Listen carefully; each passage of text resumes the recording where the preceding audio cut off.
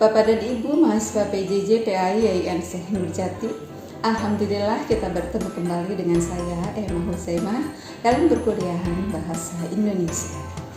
Pada kesempatan ini saya akan menjelaskan tentang jenis-jenis karya ilmiah, langkah-langkah menulis karya ilmiah, dan menulis artikel ilmiah. Yang pertama, jenis-jenis karya ilmiah. Jenis yang pertama adalah makalah. Makalah merupakan karya ilmiah yang paling sederhana. Isinya berkaitan dengan pokok bahasan dalam perkuliahan.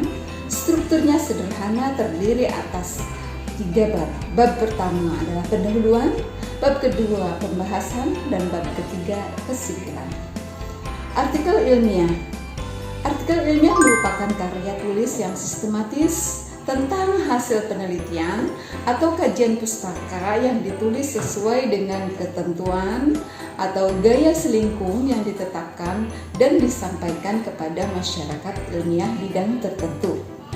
Penulisan artikel ilmiah ini bertujuan untuk menyampaikan hasil kajian dan kontribusi penulis terhadap bidang keilmuannya untuk dipikirkan, dikaji kembali, dan didiskusikan, baik secara lisan maupun tertulis.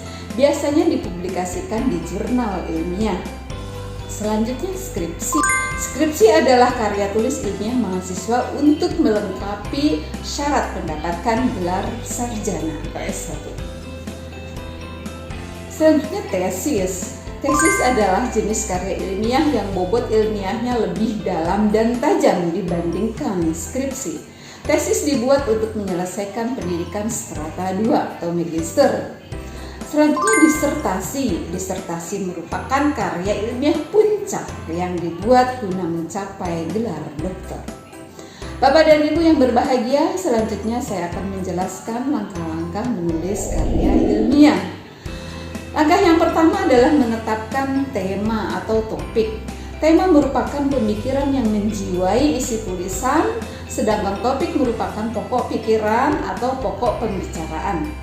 Topik yang dipilih hendaknya yang benar-benar dikuasai penulis.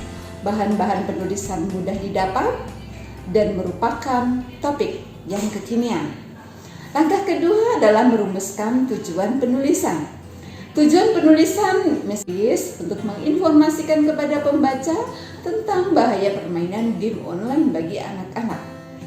Rumusan tujuan dalam artikel populer memang tidak ditulis secara eksplisit, tetapi secara implisit dapat dipahami pembaca. Langkah selanjutnya adalah menyusun garis besar atau pokok-pokok tulisan. Garis besar atau pokok-pokok tulisan perlu disusun agar materi yang akan dikembangkan lebih terarah. Langkah selanjutnya adalah mengumpulkan bahan-bahan penulisan. Bahan-bahan tulisan yang dimaksud adalah referensi yang dibutuhkan sebagai bahan rujukan untuk memperkaya isi tulisan. Referensi harus dapat dipertanggungjawabkan kebenarannya ketika ada konfirmasi dari pembaca terkait tulisan yang kita susun. Selanjutnya adalah mengkaji kembali sistematika outline yang telah disusun, dan yang keenam adalah mengembangkan outline menjadi sebuah karangan. Disinilah diperlukan kelihayan penulis sesuai dengan gayanya, bagaimana ia menuangkan informasi-informasi atau referensi yang sudah dibaca dan dipahaminya untuk diungkapkan kembali dengan model dan gaya penulisan yang baru dan khas sesuai dengan kemampuan penulisnya. Dan jangan lupa cantumkan sumber referensinya. Langkah yang terakhir adalah mengkaji atau mengedit kembali hasil pengembangan. Bapak dan Ibu mahasiswa PJJ yang berbahagia, materi selanjutnya menulis artikel ilmiah. Ada sejumlah kaidah yang bersifat universal yang perlu diperhatikan dalam penulisan artikel ilmiah.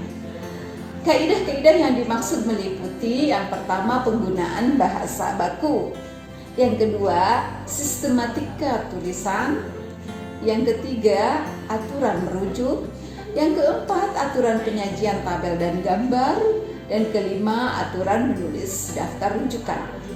Penulisan kaidah-kaidah tersebut harus disesuaikan dengan template jurnal tujuan penulisan artikel ilmiah.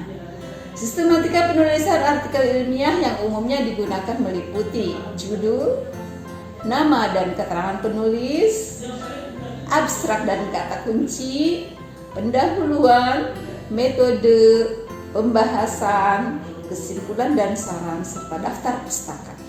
Demikian penjelasan saya, semoga dapat dipahami. Selamat berkarya. Assalamualaikum warahmatullahi wabarakatuh.